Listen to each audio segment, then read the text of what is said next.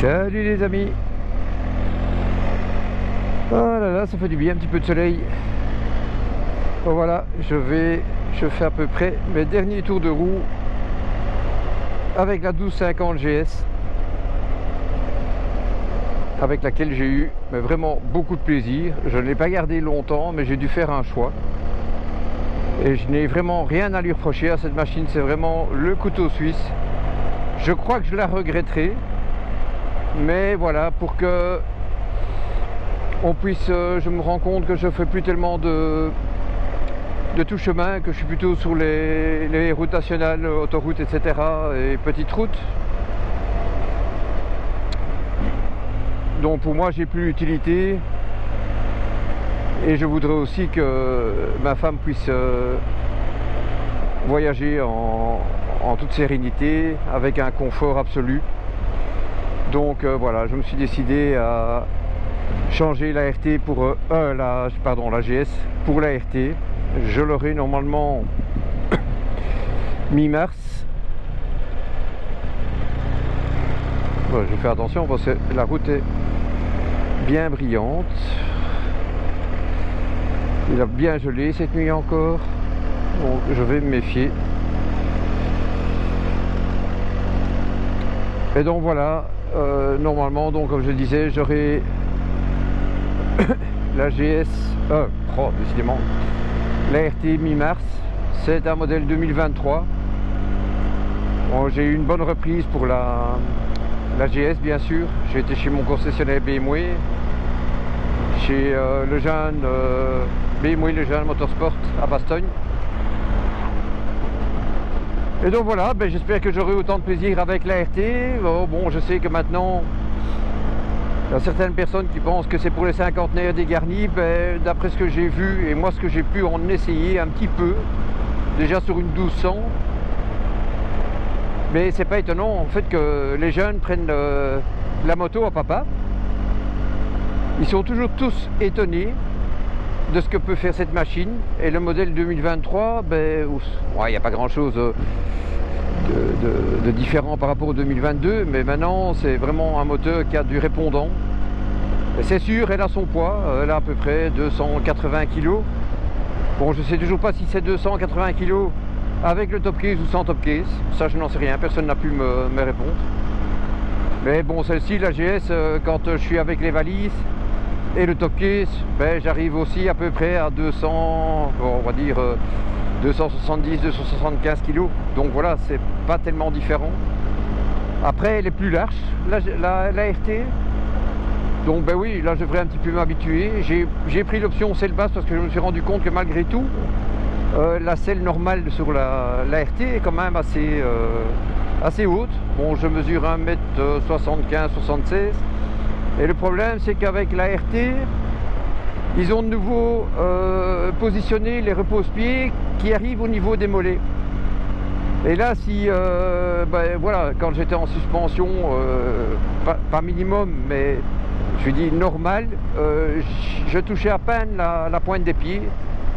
Et c'est quand même une insécurité quand on fait les manœuvres au ralenti. Il vaut mieux quand même avoir, si pas les deux pieds, au moins un pied bien à plat. Et donc voilà, j'ai demandé l'option selle basse. Et puis dès que j'ai la RT, je vous ferai un petit débrief, pas sur les capacités, châssis, moteur, etc. que tout le monde connaît déjà bien, parce que les blocs moto, il y en a eu pas mal sur la RT. Mais simplement pour vous donner mon ressenti par rapport à la GS que j'ai actuellement. Et je vous dis, je n'ai rien à reprocher à la GS. C'est une machine fabuleuse, c'est gai, c'est plaisant, on peut tout faire avec, il n'y a vraiment aucun problème. Même de l'autoroute, mais pour ce qui est confort passager, c'est quand même...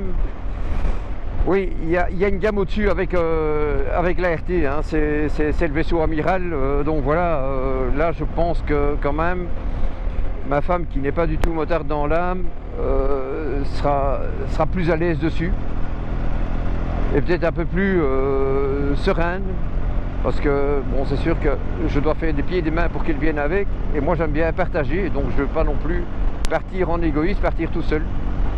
Voilà, on verra ce que ça donne. On a projeté un road trip au mois de mai, donc jusqu'en Espagne. en faisant quelques petits détours dans le nord de l'Espagne, les parcs naturels, etc. Passer par Millau, parce que c'est aussi un très beau paysage. Donc voilà, on a prévu plusieurs étapes, on va faire ça gentiment pour qu'elle ne soit pas dégoûtée. Et j'espère que tout se passera bien. Donc voilà, j'ai juste à faire la prise en main de la moto. Voilà, s'adapter, un petit moment d'adaptation, je pense que ça ira. Ça sera un petit peu différent. Bon, maintenant, la seule chose, c'est que par rapport à celle-ci, c'est plus un guidon tubulaire. Bon, il y avait moyen de prendre l'option, mais ça dénature un petit peu la ligne de la RT. Donc voilà, j'ai dû, comme je dois remettre cette GS-ci, j'ai enlevé tous les accessoires conformément à ce que m'avait demandé Monsieur Lejeune pour revendre une moto avec la conception d'origine. Et donc de ce fait, j'ai enlevé mon CarPlay que j'avais. Donc s'il y a quelqu'un qui était intéressé, il a servi à peine 3 mois. Il fait office de dashcam aussi, il fonctionne sous Android et iOS, donc aucun problème. Il y a caméra avant-arrière. Bon, ce qui est niveau sonore, oui, quand il y a du vent, il ne faut pas non plus utiliser ça pour faire des motovlogs. Il vaut mieux avoir une caméra à part. Mais le dashcam, c'est quand même intéressant parce que ça vous donne aussi une vision sur l'arrière. Vous pouvez combiner soit les deux caméras en même temps, soit caméra arrière, soit caméra avant. Et c'est très bien parce que je me suis rendu compte qu'on avait une très bonne vision sur l'arrière aussi. Donc pour ceux qui n'ont pas de détecteur d'angle mort sur la moto, ça permet quand même de voir ce qui arrive derrière. Et franchement, il y a un très bon angle. Donc voilà, si jamais il y en a un de vous qui est intéressé, il n'y a pas de souci, vous me le dites. Je crois que j'avais payé il y a 3 mois aux alentours de 115 € avec les caméras. J'avais pas pris l'option pression des pneus puisque je l'ai sur la moto ici. Et voilà, je le revends pour entre 70 et 80 €. Il est comme neuf. Et toutes les pièces sont là, fixation, câble, etc. Donc voilà. Allez, bonne journée. Salut, piu piu.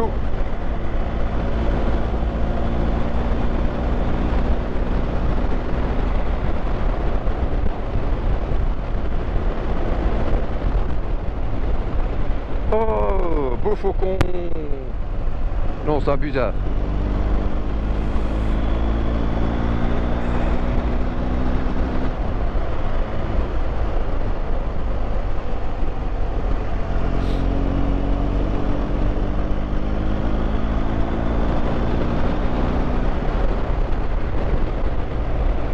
Mais c'est vrai que la GS, j'espère que je vais pas trop la regretter par rapport à la RT. On verra. Bon, de toute façon, voilà, quand je vous dis, moi je fais plus de tout chemin. Vraiment occasionnellement et encore. Et puis comme j'ai aussi des petits problèmes au niveau du dos, je pense que sur des longues distances, je me sentirai mieux sur la RT. Mais bon, on verra. Tout ça, je vous ferai le débrief une fois que j'ai fait quelques kilomètres avec. En tout cas, d'après tout ce que j'ai pu entendre, même les plus jeunes qui ont essayé la RT, qui sont plutôt, un peu plus vitesse que moi, donc en général ils prennent des MT-09, MT-10, etc. Ou la KTM 1290. Je vous dis, moi c'est pas mon terrain de jeu, donc voilà, c'est plutôt la balade agréable et partager ça avec d'autres. Mais vous avez tout le répondant qu'il faut, hein, même chargé, c'est une machine extraordinaire. En fait, c'est le même moteur qu'il y a sur la GS. Mais paraît-il, pour ce qui est du Shift Pro, ils ont encore amélioré sur la RT. Déjà, celui-ci n'est pas mal, bon, sauf la première et deuxième. Deuxième en troisième, ça dépend, hein, il faut vraiment être dans le bon régime. Mais ouais, c'est encore un petit peu short. Mais sinon, moi, j'utilise le Shifter Pro en montée de 3 en 4, de 4 en 5 et de 5 en 6. Par contre, pour down, là je peux aller jusqu'en deuxième sans aucun souci. Là, je trouve qu'il fonctionne mieux en down qu'en up. Je ne sais pas si c'est votre avis, si vous avez ça aussi. Bon, celle-ci elle est de 2023, la GS que j'ai actuellement.